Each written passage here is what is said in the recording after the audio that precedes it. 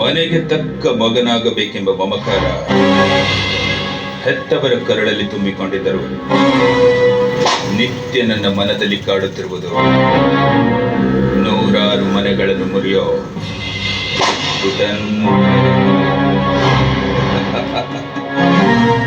ಹೆತ್ತವರಿಗೆ ಬೇಕಾಗಿರೋದು ನಿತ್ಯ ನ್ಯಾಯ, ನೀತಿ, ಧರ್ಮ. ಆದರೆ ಅವರ ಕೀರ್ತಿಯ ನೆರಳಲ್ಲಿ ಜನ್ಮವೆತ್ತ ಈ ಉನ್ಮತ್ತ ಮಗನಿಗೆ ಬೇಕಾಗಿರೋದು ಮಧು ಹೀರಲು ಮಾನನೀಯರು, ಜೊತೆಗೆ ಸುರಾಪಾನ. ಸಮುದ್ರ ಮಂಥನದಲ್ಲಿ ಅಮೃತದ ಜೊತೆ ಕಾರ್ಕೋಟಕ ವಿಷ ಬಂದಂತೆ ಧರ್ಮವೇ ಮೈವೆತ್ತ ಈ ಸೂರಿನಡಿಯಲ್ಲಿ ನಾ ಹುಟ್ಟಿ ಬಂದೆ. ನನ್ನ ಆಸೆ ಏನು ಗೊತ್ತಾ? ಯಾವತ್ತು ಗೆಲುವಿನ ಅಮಲಿನಲ್ಲಿ ತೇಲಾಡುತ್ತಿರಬೇಕೆಂಬುದು. ಅದು ಆಟದ ಮೈದಾನದಲ್ಲೇ ಆಗಲಿ ಅಥವಾ ಯಾರ ಬಾಳಿನಲ್ಲಾದರೂ ಆಗಲಿ, ಗೆಲುವು ಮಾತ್ರ ನನ್ನದಾಗಬೇಕು. ಹಾಗಂತ ನಾನು ಪೂರ್ತಿ ಕೆಟ್ಟವನಲ್ಲ, ನಾನು ಕೂಡ ಒಳ್ಳೆಯವನೇ. ನನ್ನ ಇಚ್ಛೆಯಂತೆ ನಡೆದರೆ ಮಾತ್ರ ನಾನು ಮಹಾಂತೇಶ. ನನ್ನ ಇಚ್ಛೆಯನ್ನ ತುಚ್ಛೀಕರಿಸಿದ್ರೆ ಅಂಥವರ ಬಾಳಲ್ಲಿ ವಿಷವಿಕ್ಕೋ ಆದಿಶೇಷ.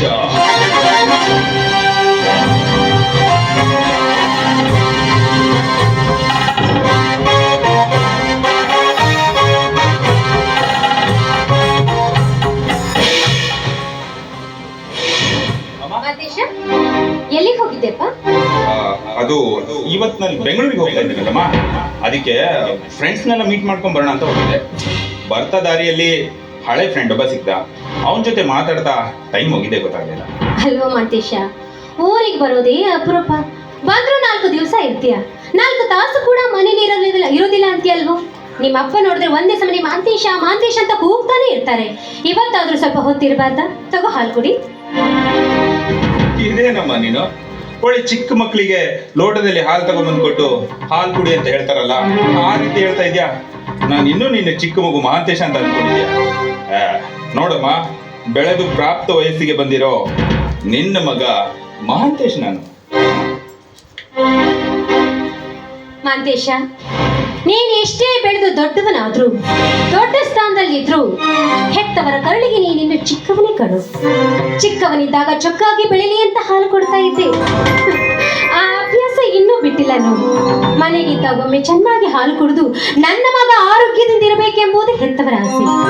ಅದು ಅದೇ, ಹೆತ್ತ ಕೈಯಿಂದ ಹಾಲು ಕುಡಿದ್ರೆ ಅದೆಂದಿಗೂ ಕೆಡಕಾಗೋದಿಲ್ಲ.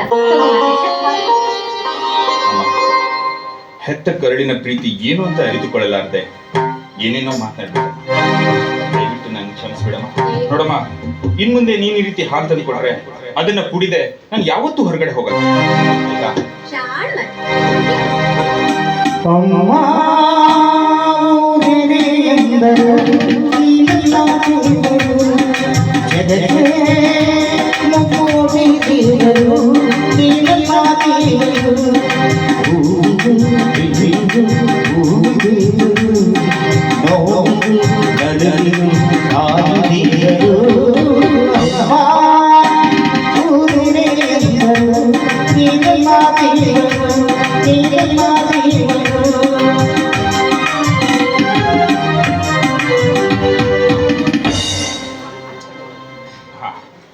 ಈಗಲಾದ್ರೂ ಖುಷಿ ಆಯ್ತಾ ನಿನ್ಗೆ?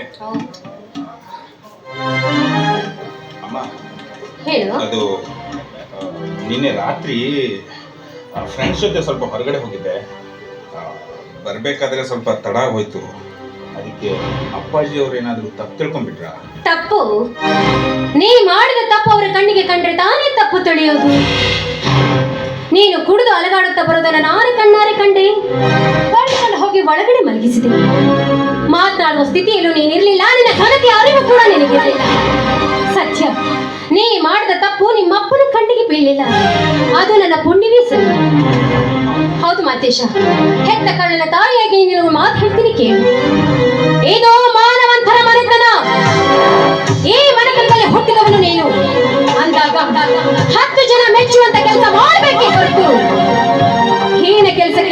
ತೂಕಕ್ಕೆ ಹಾಕಬಾರದು.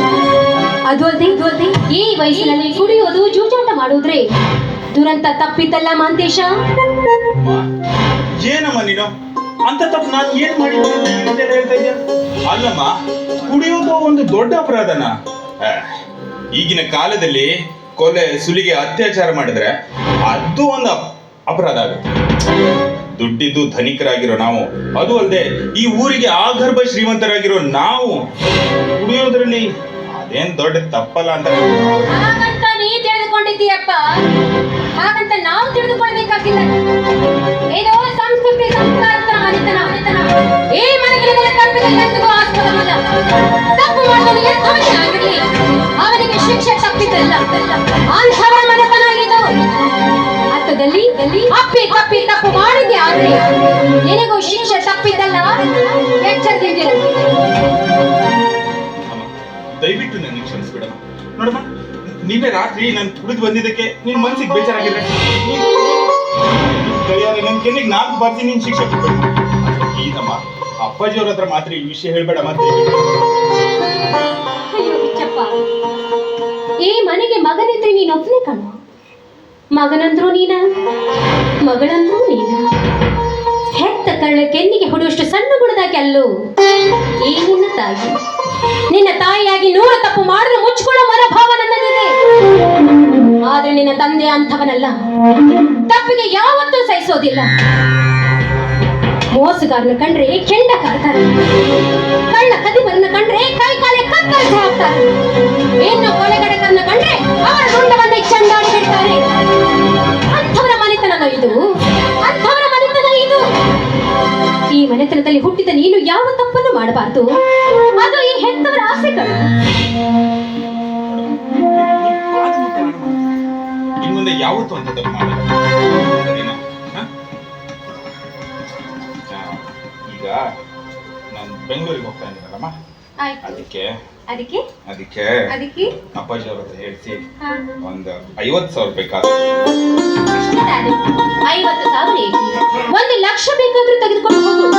ಆದ್ರೆ ನೀನು ಓದಿ ವಿದ್ಯಾವಂತನಾಗಬೇಕೆಂಬುದು ನನ್ನ ಆಸೆ.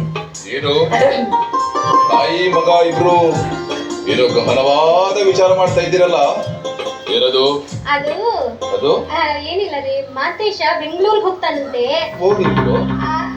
ಅವ್ರಿಗೆ 1 ಲಕ್ಷ ರೂಪಾಯಿ ಬೇಕಾಗಿತ್ತಂತೆ.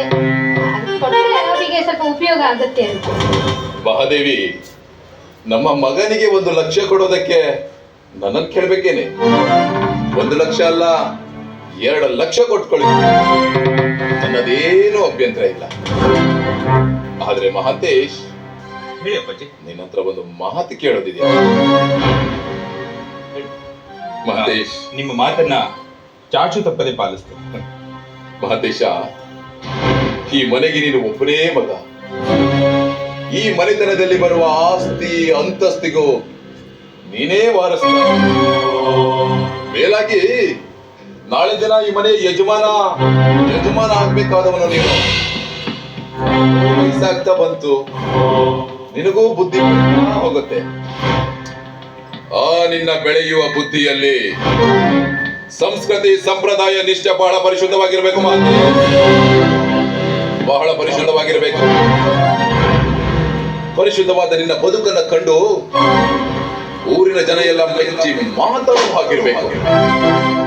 ಅದು ಹೇಗಂದ್ರೆ, ಈ ತುಚ್ಛವಾದ ಇಚ್ಛೆಗಳನ್ನೆಲ್ಲ ಕಿಚ್ಚಲ್ಲಿ ಸುಟ್ಟು ಗೊಂಬೆ, ಚಂದನದ ಗೊಂಬೆ ತರ ನೋಡುವವರ ಕಣ್ಣಲ್ಲಿ ನೀನು ಕಾಣಬೇಕು. ಅಜ್ಜಿ, ನಿಮ್ಮ ಮಾತಿನ ಅಂತರಾಳ ಏನು ಅಂತ ನನ್ಗೆ ಅರ್ಥವಾಯ್ತು ಅಪ್ಪಾಜಿ. ಹೆತ್ತವರ ಕರಳಿಗೆ ಕಳಂಕ ಬಾರದಂತೆ ಈ ಮನೆಯ ಕೀರ್ತಿ ಶಿಖರವಾಗಿ ಸದಾ ನಿಮ್ಮ ನ್ಯಾಯ, ನೀತಿ, ಧರ್ಮದ ಹಾದಿಯಲ್ಲೇ ನಡೀತೀನಂತ ನಾನು ಈ ಮೂಲಕ ನಿಮ್ಗೆ ಮಾತು ಕೊಡ್ತೇನೆ ಅಪ್ಪಾಜಿ.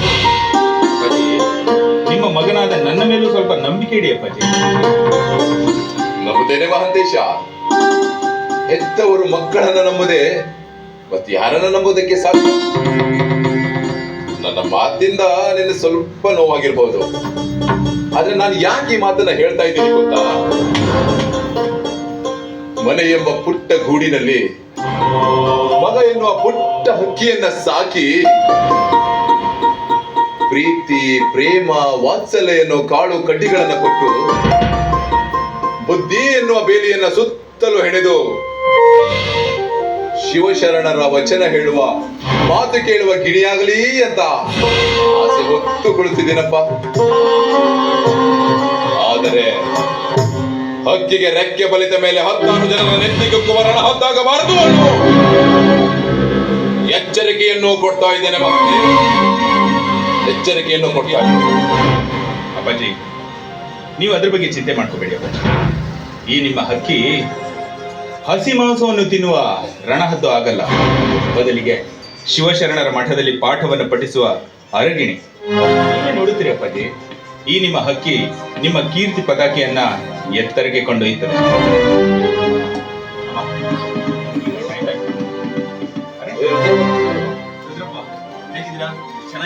ಚೆನ್ನಾಗಿದ್ದೀನಿ ನಿಮ್ಮ ಪುಣ್ಯದಿಂದ. ಏನು ಈಗಲೇ ಹೋಗ್ಬೇಕಾ? ಇದು 3-4 ದಿನ ಉಳ್ಕೊಂಡು ಹೋಗ್ಬಾರ್ದ? ಇಲ್ಲ, ನನಗೆ ಇವತ್ತು ಬೆಂಗಳೂರಿನಲ್ಲಿ ತುಂಬಾನೇ ಕೆಲಸ ಇದೆ, ಅದಕ್ಕೆ ಇವತ್ತು ಅರ್ಜೆಂಟ್ ಆಗಿ ಹೋಗ್ಲೇಬೇಕು. ಅಮ್ಮ, ನೋಡ್ರದ್ರ ಒಳಗಡೆ ಅವನ ಬಟ್ಟೆ ಬರೆ ಎಲ್ಲ ಇದೆ. ಹಾಗೆ ನನ್ನ ಕೋಣೆಗೆ ಹೋಗಿ ಹಣ ತಗೊಂಡು ಹಾಕೊಂಡು ಬಾ. ನೋಡಪ್ಪ ಮಾಂತೇಶ, ಹೊತ್ತೊತ್ತಿಗೆ ಸರಿಯಾಗಿ ಊಟ ಮಾಡು, ನಿದ್ದೆ ಮಾಡು. ನೋಡಿ, ಎಲ್ಲ ತಿಂಡಿಗಳನ್ನ ಬ್ಯಾಗಲ್ಲಿ ಕಟ್ಟಿಟ್ಟೀನಿ, ಅದನ್ನೇ ತಿನ್ನು, ಬೇರೆ ಏನು ತಿನ್ನೋಕೆ ಹೋಗ್ಬೇಡ. ಮತ್ತೆ ನಿನಗೇನಾದ್ರೂ ಬೇಕು ಅಂತ ಹೇಳು, ಪತ್ರ ಬರೀ, ನಾನು ಹತ್ರ ಕೈ ಕೊಟ್ಕೊಳ್ತೀನಿ, ಆಯ್ತಾ? ಹೊರಗೆ ತಿನ್ನು, ಹೊಟ್ಟೆ ಕೆಡಿಸ್ಕೋಬೇಡಪ್ಪ ಮತ್ತೆ.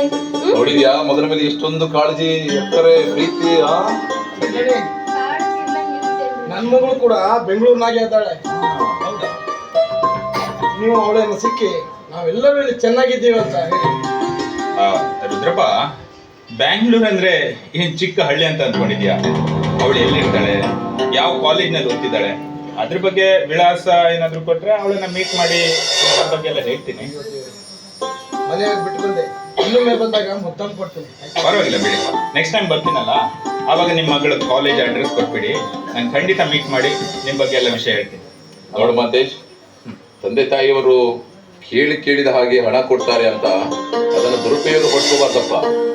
ಒಳ್ಳೆ ಕೆಲಸಕ್ಕೆ ಉಪಯೋಗ ಆಗೋದಿದ್ರೆ 2 ಅಲ್ಲ, ಇನ್ನೂ 5 ಕೊಡ್ತೇನೆ. ಸರಿ, ನಾನು ಇಲ್ಲಿ ಹೋಗಲ್ಲ.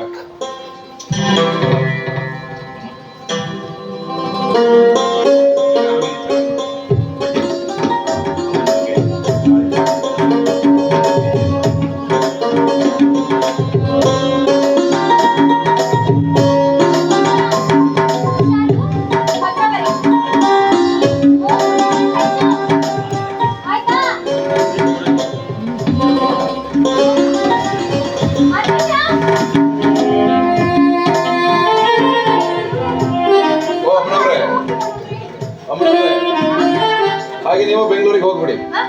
ಹಾ ಹೌದು, ಹೊಟ್ಟೆ ಹಸಿತಾ ಇದೆ, ಊಟಕ್ಕೆ ಏನಾದ್ರು ಊಟಕ್ಕ